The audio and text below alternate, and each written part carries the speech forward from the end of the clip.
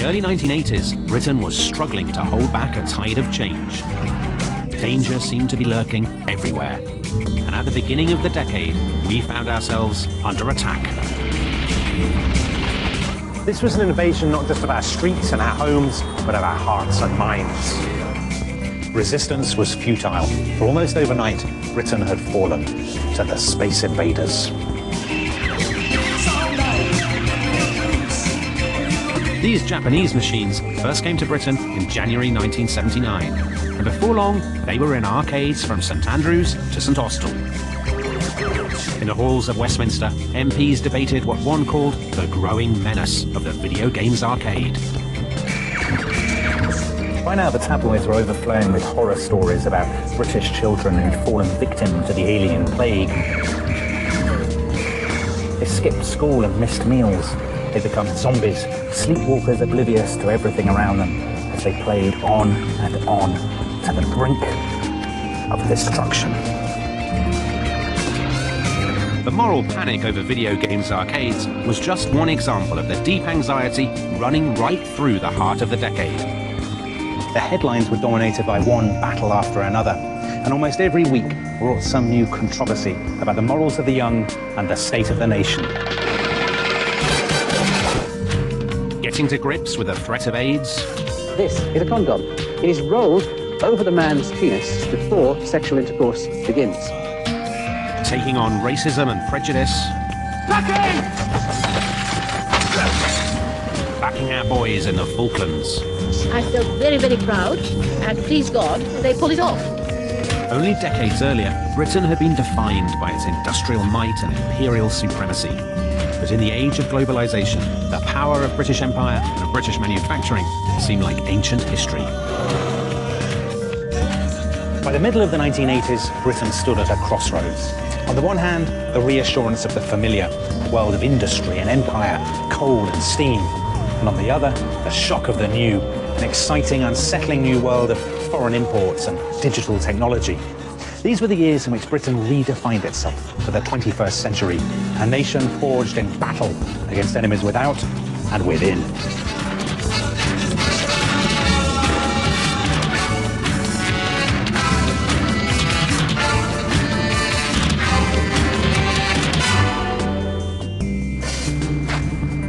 One cold evening in March 1982, a distinguished-looking man strode across Westminster Bridge. Dressed in military uniform, he bore a look of grim determination. And he strode into the Palace of Westminster, narrowly avoiding being detained by a policeman in the lobby. His name was Admiral Sir Henry Leach, First Sea Lord and head of the Royal Navy. Leach had come to the Commons to confront the unthinkable. Thousands of miles away, Argentina's navy was poised to land on the Falkland Islands, a far-flung outpost of British territory in the freezing waters of the South Atlantic. They've not as well and truly pinned down. But I'm not walking out, I'm not surrendering to the bloody oranges. Within hours, the Argentine invaders had overwhelmed the island's governor and his token garrison. If we had anything like comparable fortune, we'd have thrown them back into the sea. But I wish you all the best of luck, and rest assured, the British will be ready. 8,000 miles away, Margaret Thatcher's government was in crisis, and the stage was set for Henry Leach. He went straight into the Prime Minister's room, and standing there, a magnificent martial figure in his naval regalia, he gave Margaret Thatcher perhaps the single most important advice of her entire career. Not just that we could fight this war, but that we must. That was Mrs. Thatcher's kind of talk, fighting talk. And within hours, Britain was preparing for war. To her critics, Mrs. Thatcher's decision to send a task force halfway across the world to kick out the Argentine invaders felt like something from the days of gunboat diplomacy and the age of empire. But for precisely that reason, many people rather loved it. And when the task force sailed from Portsmouth docks, it did so amid a vast outpouring of national sentiment, the air ringing with patriotic hymns.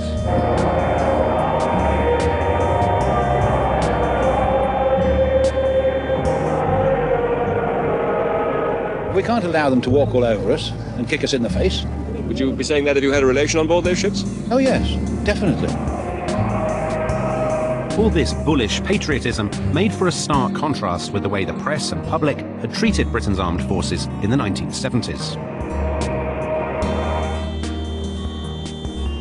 For more than a decade, the British Army had been bogged down in Northern Ireland. And if the Falklands felt relatively clear-cut, then Northern Ireland was a nightmare in endless, muddy shades of grey. Not just a divisive conflict, but a dirty one, in which Britain's fighting men had been dogged by accusations of torture and assassination. But now the Falklands had thrown up an enemy against whom the British people could stand united.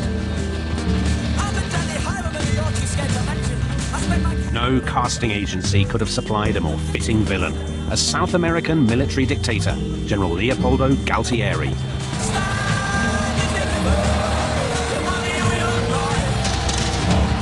Fighting the war was one thing, but winning it was quite another. Never before had any government fought such a difficult naval campaign, thousands of miles from home in the freezing waters of the South Atlantic. And it was for that very reason that Mrs. Thatcher's government kept its cards extremely close to its chest. News, some of it very bad news, only reached the public in short bursts, delivered by the defence spokesman Ian MacDonald, not perhaps one of life's natural broadcasters. In the course of its duties, HMS Sheffield, a Type 42 destroyer, was attacked and hit late this afternoon by an Argentine missile. As for TV footage, strikingly little actually made it back to Britain from the front lines, and those reports that did were very carefully censored. I'm not allowed to say how many planes joined the raid, but I counted them all out, and I counted them all back. Their pilots were unhurt, cheerful and jubilant, giving thumbs up signs. It was a grueling and bloody campaign. But on the 14th of June, with British troops outside Port Stanley, Argentine morale collapsed. There is a white flag flying over Stanley. Very marvellous. Victory had come at a heavy price.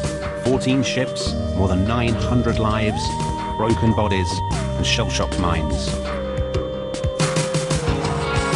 But it was victory all the same, and it had taken just 10 weeks. We, the British people, are proud of what has been done.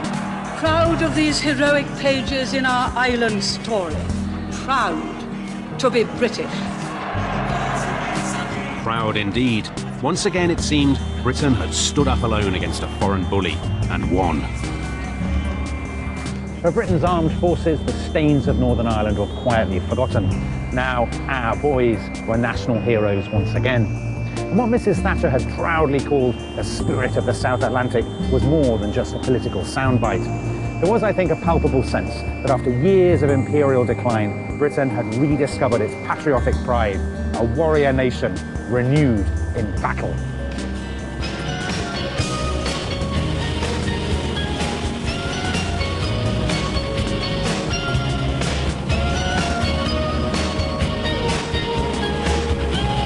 For a time, the Falklands victory gave Britain a new sense of national self-confidence. But in the turbulent world of the 1980s, there was always another demon to confront, some of them much closer to home. One day in March 1982, a small business sent out one of its staff to post a package to an elderly woman in a quiet village near Colchester. The lady in question was a retired school mistress, a churchgoer, a letter writer, the kind of public-spirited warrior that you'd find in towns and villages all over the country. Except that this woman wasn't quite your stereotypical little old lady, because her name, you see, was Mary Whitehouse.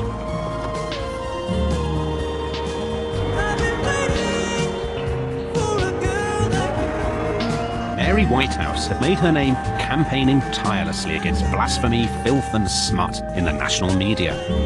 And inside the package was a video cassette. In the spring of 1982, video technology was still relatively new. Most people were only beginning to buy their first video recorders. In fact, my parents didn't get our first VCR until a year or two later. So the video companies were naturally keen to drum up as much extra publicity as they could. Now, the people who had sent this package were a company called Go Video, and what they were hoping was that Mrs. Whitehouse would watch their film and would be so appalled by it that she would go straight on TV to condemn it, and that way they'd get thousands of extra viewers. And as plans go, it sort of worked, because she did watch it, and she did talk about it.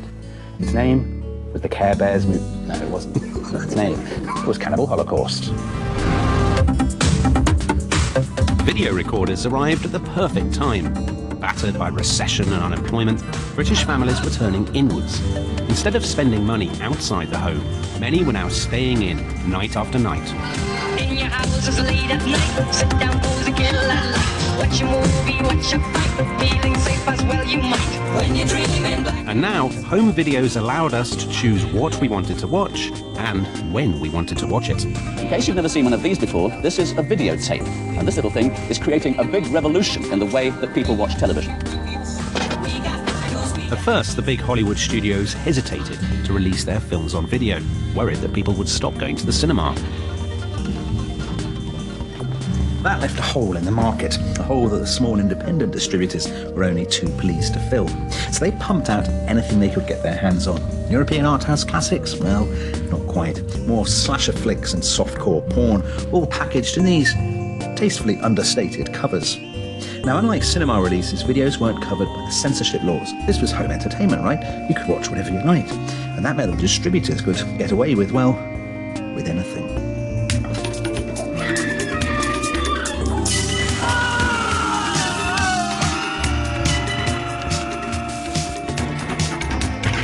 Horror, nudity, murder, torture, rape, even cannibalism. No wonder Mary Whitehouse was up in arms. A new enemy was at hand, the video nasties. And soon, video nasties were everywhere. My own favourite programme even visited a planet devoted to the export of explicit videos. Are they really disturbing, these videos yourself? They show what befalls those who refuse to obey the orders by which the people of Varos must live. Torture, blindness, execution. For the anarchic sitcom The Young Ones, the video nasties panic was a gift. First we're gonna have sex with the headless corpse of the Virgin astronaut. But the carpet get awfully sticky. It's a video nasty! It's a carpet farty! But true to form, Mrs. Whitehouse didn't quite see the funny side.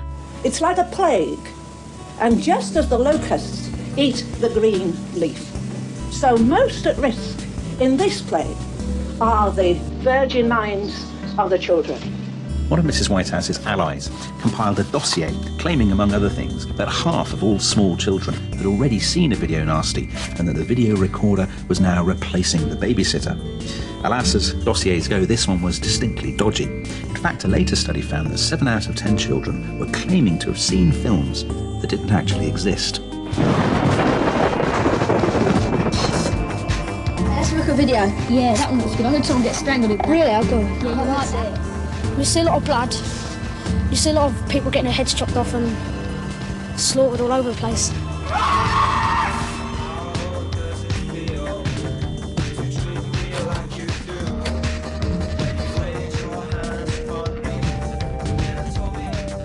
There's obviously a market for them, or people wouldn't hire them. Do you think there should be any legal controls over their distribution? No. Why not? Well, I think it's wrong to restrict what people want to see. If there's a market for it, let people watch it.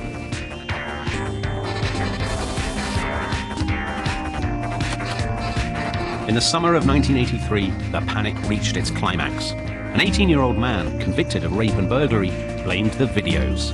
I got the idea for the rapes, he told the court, from a video nasty. Here was the evidence that Mary Whitehouse's moral crusaders had been looking for. A year later, the government passed the Video Recordings Act. The worst titles were banned, and the rest placed under strict age restrictions. Steve, what do I class this as? It's masturbation. You classify it in the miscellaneous column.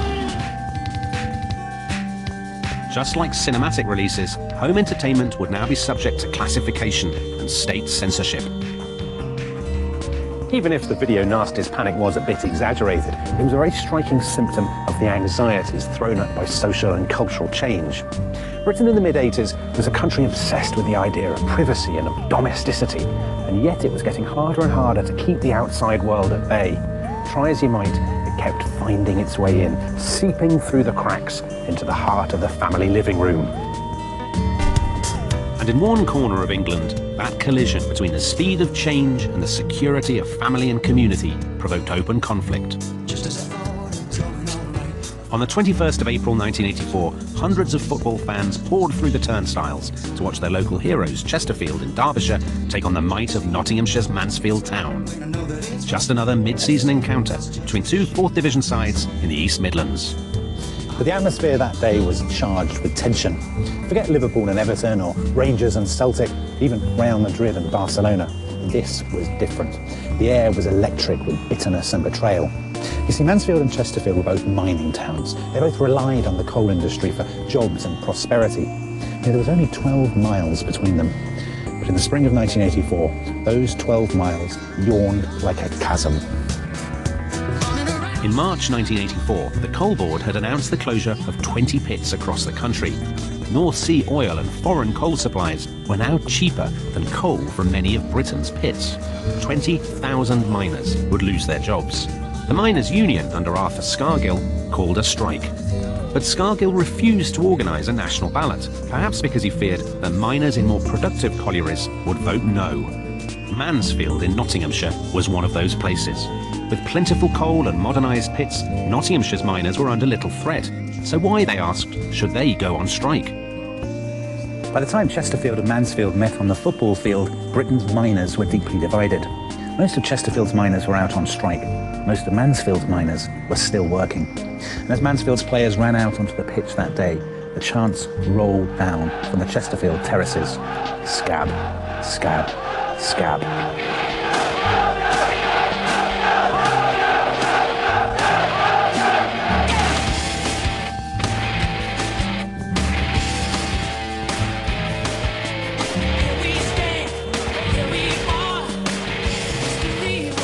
Off the field, the mood was even uglier. Every morning, as Mansfield's miners turned up for work, they were met by flying pickets, bussed in from Chesterfield and beyond. The government had quietly stockpiled coal reserves to keep the lights on, but unless coal kept on coming from Nottinghamshire's pits, those reserves would run out in 6 months. And that meant that Nottinghamshire was absolutely crucial. In effect, everything else was a sideshow. Because if Nottinghamshire's men carried on working, the nation's coal reserves would never run out. And one day, eventually, the government would win. And so if the strike were to succeed, Arthur Scargill absolutely had to cut off the flow of coal from the Nottinghamshire pits. In May, Arthur Scargill came to Mansfield and appealed for solidarity. There is one rule in the whole of the trade union rulebook in Britain that supersedes every other. When workers are on strike, you don't cross picket lines. To Margaret Thatcher, the striking miners were the enemy within. But to the wives of the men on strike, the working miners were the real enemy. Come on, Psychic! Let's have your belly! This is the brave family, so they bring up. How long is this going to go on? As long as it takes. As long as it takes to get them out. But to Nottinghamshire's working miners, Scargill was the real traitor. Each area was given a choice to vote, and the Notts area voted to come to work, so that's why we're here. And until we have a national ballot, we've come to work. The miners' strike was the longest industrial dispute in British history. It held for a year before the miners gave in. It's often seen as a turning point, a titanic personal and political showdown between militant socialist Arthur Scargill and free market capitalist Margaret Thatcher. But I'm not sure about that. See, I think the key battle, the real battle, was among the miners themselves. And I think that conflict was part of a much wider and more profound ideological struggle.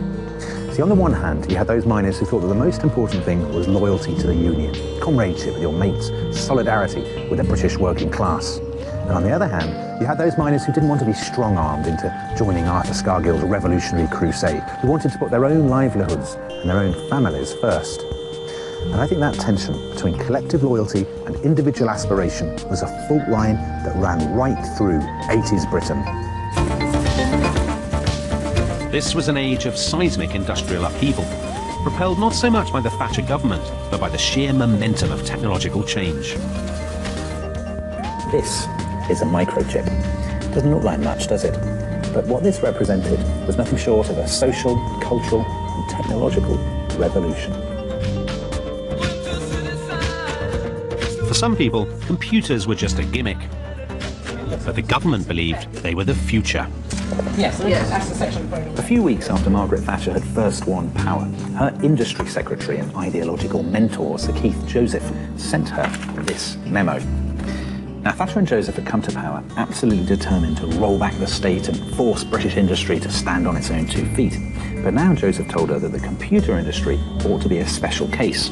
It is, he wrote, of crucial importance to our future industrial and economic performance. In its way, it's likely to be of the same sort of importance as was the steam engine. So Mrs. Thatcher decided not just to pour money into Britain's computer industry, but to try and create a nation of young programmers. And to do that, she put computers into schools.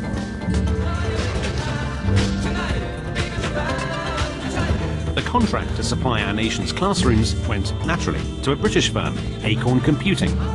And the result, devised in league with Britain's public service broadcaster, was the BBC Micro. This was a computer built for programming, a computer to fire the imagination of Middle England. Now, I used to love this machine, the BBC Micro, not just because we had it at school, but because this was the very first home computer that my parents ever bought. I was 10 at the time, and for months I'd been chipping away at their resistance, endlessly lecturing them about its vital importance as an educational tool without which I would be sunk in the harsh new world of the 1980s. Still, let's see if I've got the old magic.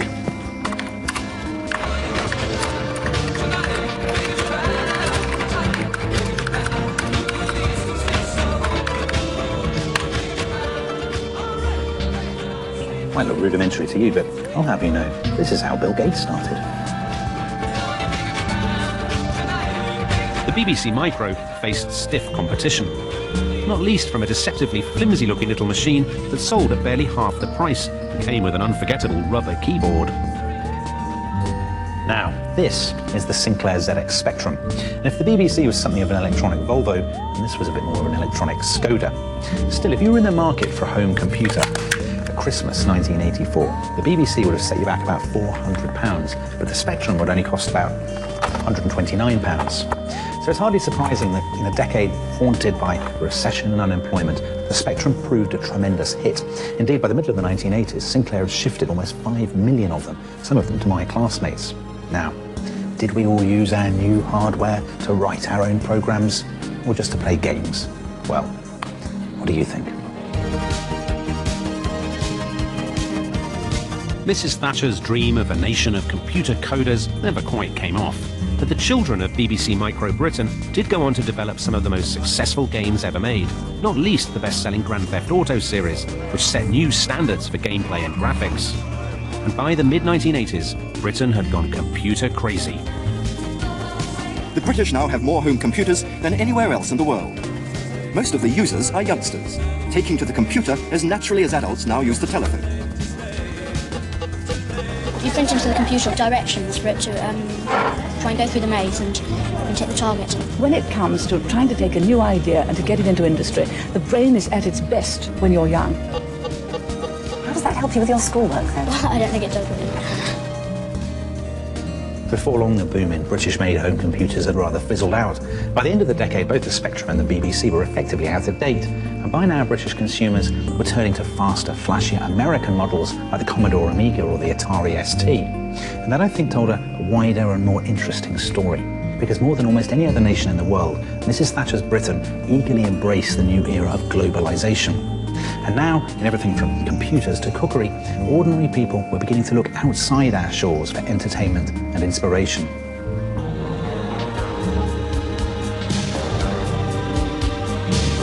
McDonald's had first come to Britain in 1974, but it wasn't until the early 80s that we really took the Big Mac and fries to our hearts and our stomachs.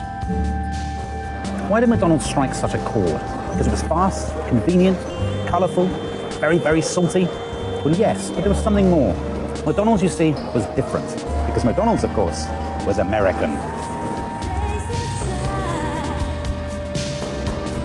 This was the heyday of the special relationship, when Britain and the United States stood shoulder to shoulder against the threat of Soviet communism.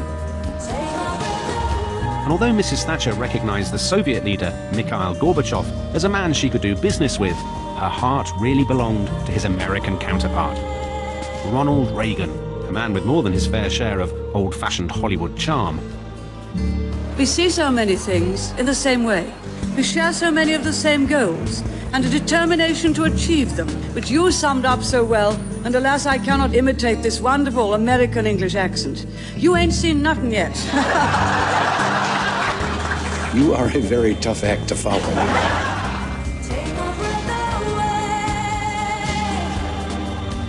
To those of us who grew up in 80s Britain, the United States seemed richer, more glamorous, and much, much cooler. Everything American appeared bigger and better, not least the shopping. The northeastern town of Gateshead had been especially hard hit by the death of industry, but in April 1986, its residents were treated to their own first glimpse of Britain's American-style future. The Metro Centre was a sparkling, consumerist paradise. Gone were the days of taking the bus into town and trudging miserably through the puddles, bitterly regretting the fact that you'd left your umbrella at home. Now you could park outside and stroll contentedly under cover. This was shopping not as a chore to be endured, but as a treat to be savoured, at least in theory. You could spend all day here, stuffing yourself in a luxurious food court. You could even get yourself a cocktail. And afterwards, well, why not take in a film? Maybe the latest American blockbuster, Indiana Jones, Top Gun, Howard the Duck. This was the shopping experience transformed into a glossy, consumerist fantasy, transplanted into the gritty heart of the post-industrial Northeast, all the way from suburban America. Thank you. We find that people come from a greater distance to the Metro Center because they know they can come and enjoy this, or the children can do this while they go and shop. So it's an integration, really, of leisure and shopping at its highest level. And to make the shopping experience even easier, the mid-80s were boom years for easy credit. If you find anything in here, you find a purse that's been dropped or a handbag, you pull it out and it's got a string of plastic credit cards in it. So people are obviously not spending cash, they're using a credit system. And now the American way of life had even invaded the suburban living room. By the early 1980s, 27 million people had become hooked on the gloriously melodramatic world of the Dallas oil barons. Well, this has all the earmarks of one of the great nights of my life. Nothing brings out the best in you like other people's unhappiness. Chief among them was the arch anti-hero J.R. Ewing, a man who really knew the value of looking after number one. Nothing would make me happier. Where Texas led, Hampshire naturally followed. Howard's way brought a dash of glamour to Sunday evenings. Oh, hello, it's Jan Howard here. Oh, hi there. Ken, you're sounding a bit muffled. Hang on, I'll just give the receiver a bang. This was pure Texan decadence with a South Coast twist. Yet to some critics, our love affair with all things American marked what one called the end of our ancient and revered civilization. America. And the comedians Hugh Laurie and Stephen Fry seemed to agree. America, America, America, America. The States. The States. The States. The States. America. America.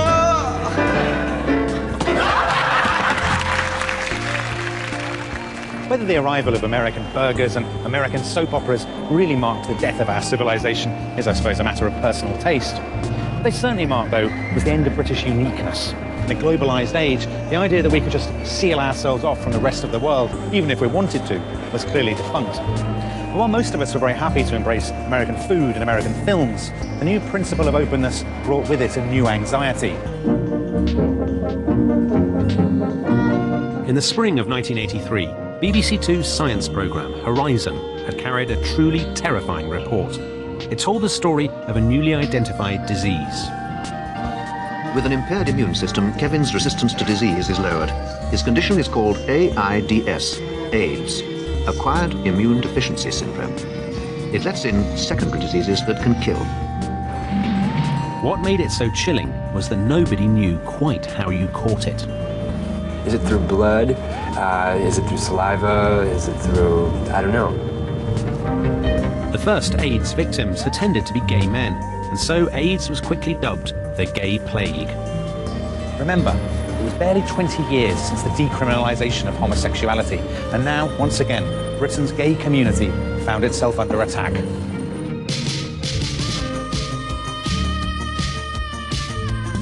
I've lost my job. Apparently where I was working, they said they'd had customers ringing up saying they got a gay chef working for them, and past the gay chef got AIDS. Soon, some MPs were even calling for homosexuality to be re-criminalised and for the police to shut down gay clubs.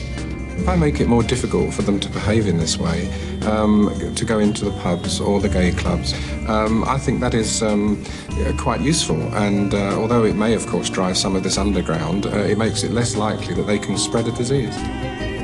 But even as the headlines were attacking Britain's gay men, it was becoming increasingly obvious that AIDS was far from being an exclusively gay disease.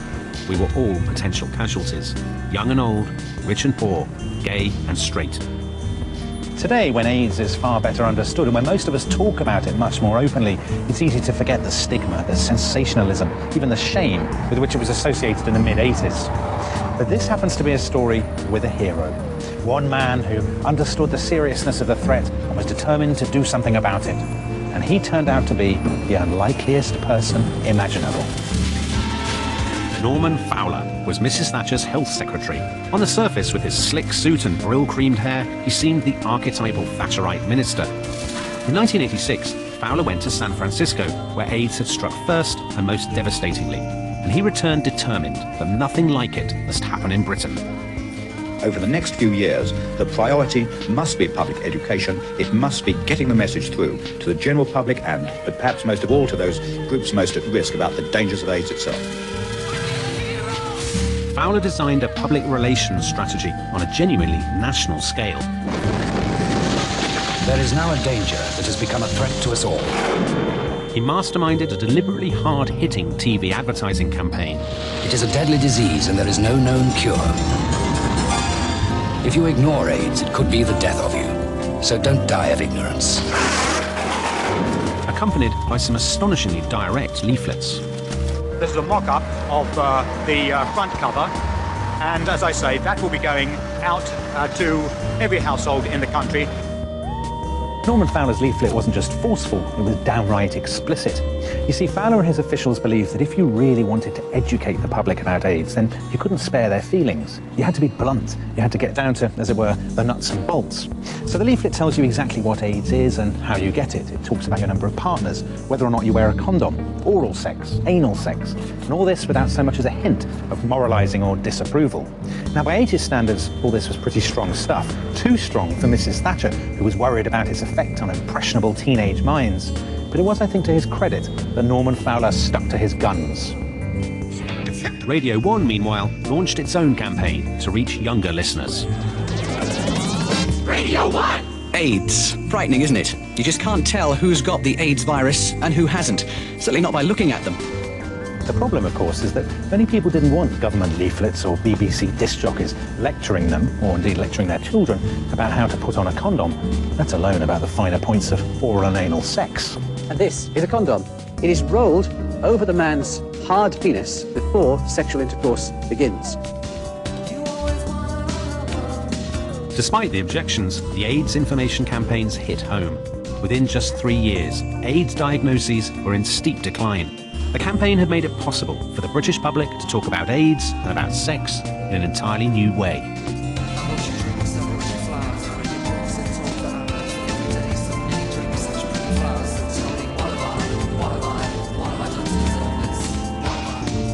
But challenging the prejudice against people with AIDS was a very different matter. And it was a very different public figure who did most to demonstrate the power of human compassion.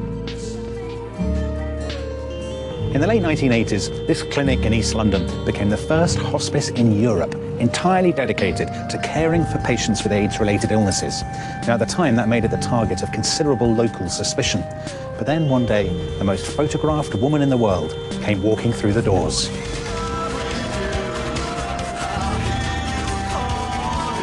And to the press and public alike, her first visit here was nothing short of a sensation. Although the unit provides care for the terminally ill, the cheerful atmosphere emphasised that both staff and patients regard this as a place for living, not dying. Princess Diana came to Mildmay 17 times before her untimely death. If you can give an AIDS patient back his will to live, then I think you've achieved one of the greatest Gifts you can give any human being. Remember that this was a time when many people were frightened even to touch patients with AIDS.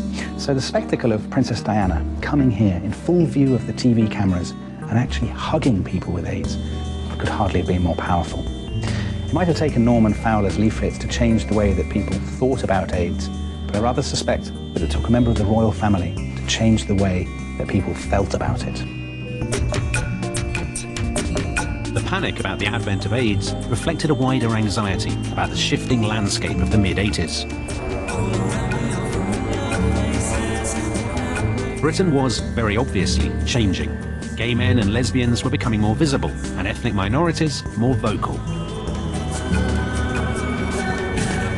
And one group of left-wing idealists was particularly keen to celebrate the new age of diversity and multiculturalism. Their critics called them the loony left. If they had a headquarters, it was here on the south bank of the River Thames, home to the Greater London Council, or GLC, led by a young left-wing firebrand called Ken Livingstone. The newspapers, of course, couldn't get enough of Red Ken, his colourful allies and their crazy antics. Most famously, they accused London's schools of banning the nursery rhyme "Bar Bar Black Sheep," a claim which turned out to be almost completely untrue. I think that's ridiculous. My mother's been singing it before me, they've been singing it for generations, and it's ridiculous to decide just now that it's racialist. But not all the stories were similarly exaggerated or invented. Kennington school children were banned from taking part in competitive sport and even taught how to write protest letters in their English classes. And Lambeth Council banned the word family because it was, of course, discriminatory. And there was plenty of money to back up the earnest rhetoric. Councils offered special funds for businesses run by black residents. They handed out money to women's groups and encouraged gay and lesbian activists to hold events using council facilities. Since Labour had already lost 2 elections to Margaret Thatcher, the party leadership were understandably anxious about how all this would play with the public. Alas, most people were less than overwhelmed by the left's newfound commitment to diversity and multiculturalism. The truth is that most people either howled with outrage or howled with laughter. The alternative comedians of the comic strip had tremendous fun with the loony left. They made an entire film about the GLC, with Robbie Coltrane playing Charles Bronson, playing Ken Livingstone. Those of you that don't know, my name's Ken Livingstone. I'm looking for councillors who ain't afraid to get their hands a little dirty. You, I want you to take care of the black minorities. Set up theaters, sports centers. Yes, sir. And equalize some women. You, start a new movement. Call it Gay Pride. Let's get those gays out of the closet. Oh, yes, sir. All right, let's move it up. Come on, let's shake this city up. Meanwhile, Labour activists were very publicly at each other's throats. It's not the media who says they've got to ban Bar Bar Black Sheep and ban Wendy Houses and all the other sort of nonsense that takes away the attention from the dole queues in the north. If you believe that, Joe, then I'm sorry, you probably will believe anything that you see in the newspapers. No council has banned Bar Bar Black Sheep. You tell me the story and I will tell you it is a lie. Loony as the loony left may have seemed at the time, its enthusiasm for diversity looks rather less outlandish today. And behind all the controversy was the plain, unarguable reality of Britain's changing racial and ethnic makeup.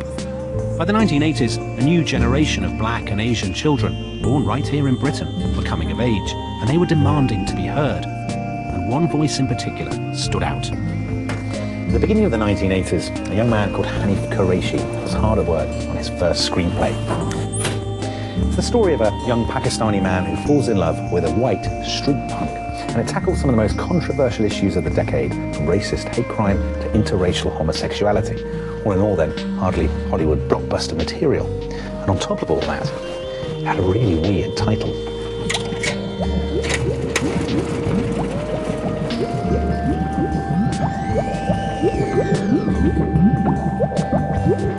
I've had a vision of how our place can be. Why don't people like laundrettes? Because they like toilets. This could be a Ritz among laundrettes. A laundrette as big as the Ritz. Oh, yes. My Beautiful Laundrette was remarkably explicit, breaking one taboo after another. Many Asian viewers were more shocked than most. What the hell are you doing? Sunbathing? Asleep, Uncle. We were shacked out. Much of the appeal of My Beautiful Laundrette comes, I think, from the fact that although the film's characters are definitely outsiders, the script never presents them as losers. As Hanif Qureshi himself put it, this was a new idea of being Asian, not your traditional notion of victims cowering in the corner. My Beautiful Laundrette was far from being a box office hit, but the critics loved it, and Qureshi's script was nominated for an Oscar. It marked the arrival of a new wave of black and Asian voices in our popular culture. Where the hell are you going? But I think it was Britain's sporting heroes who did most to challenge the prejudices of the past.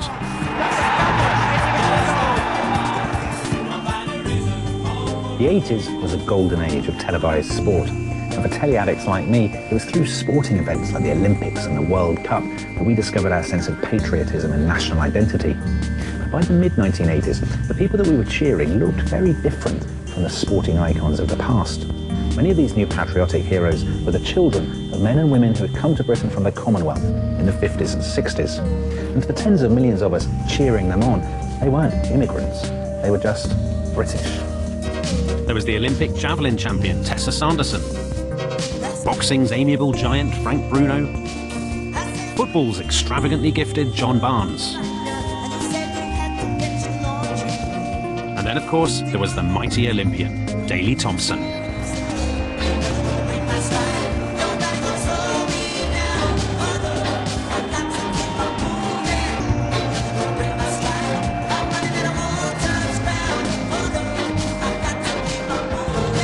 Daley Thompson has proved yet again that he's the world's greatest all-round athlete. He already holds 2 Olympic golds, now he has 3 Commonwealth gold medals. Thompson wasn't just a winner, he smashed the world decathlon record no fewer than 4 times. By the mid-80s, he was a household name. And for me, he's probably the greatest sportsman that Britain has ever produced, combining supreme athletic prowess with a cool devil-may-care spirit.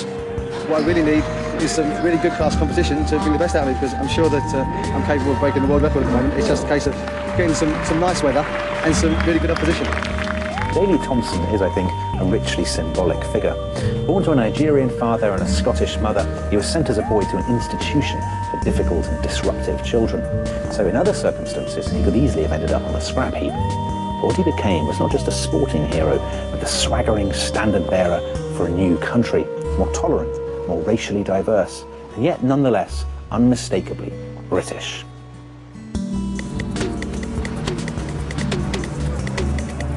Around the world, though, one person above all embodied Britain in the mid-80s. Margaret Thatcher was probably the most influential peacetime Prime Minister in our modern history. But things could have been very different.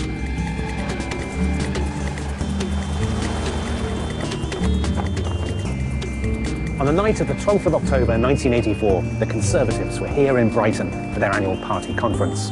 In the Grand Hotel over there, the Tory bigwigs danced and drank into the small hours. In the Prime Minister's suite, Mrs. Thatcher was, of course, still working. The time was 2:54 in the morning, and she reached for one last paper. And it was then that the bomb went off. The front of the hotel was blown apart. Stone and glass debris was blasted across Brighton front.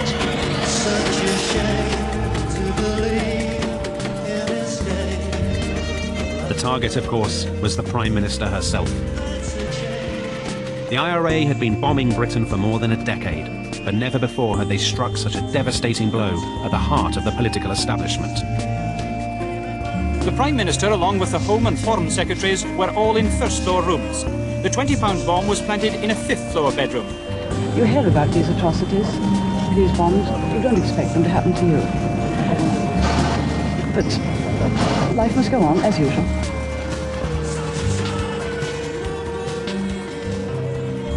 Now, whatever you think of Mrs. Thatcher, one thing is undeniable.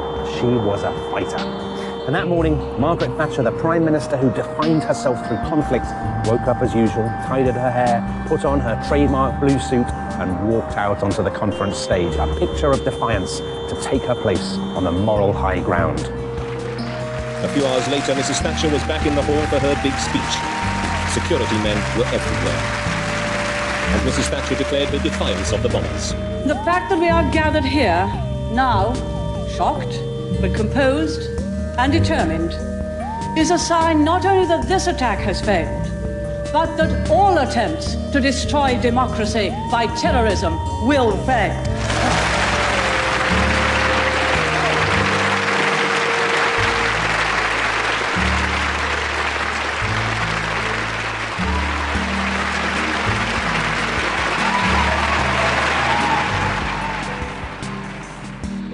Of course, party leaders always get standing ovations at their annual conferences, but this was different, because for once, this was an ovation that resounded well beyond the conference hall.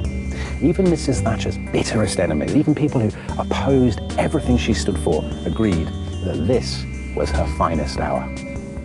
This government will not weaken. This nation will meet that challenge. Democracy will prevail.